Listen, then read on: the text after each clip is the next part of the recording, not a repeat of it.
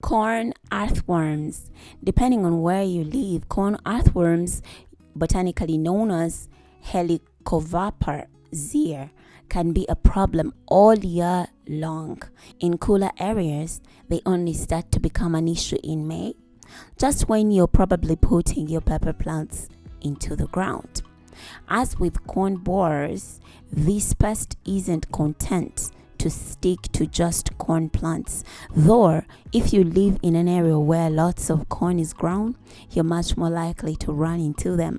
They eat all kinds of vegetables, including tomatoes, which has earned it the alternative name of tomato fruitworm. The brown and cream 2-inch wide adults lay their eggs on the leaves of plants. After the egg hatch, the brown striped larvae get to work.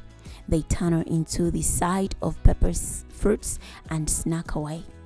While you can often just cut away the damaged section, since they don't move much once they get into the fruit, the damage they cause can leave your peppers susceptible to rot and disease.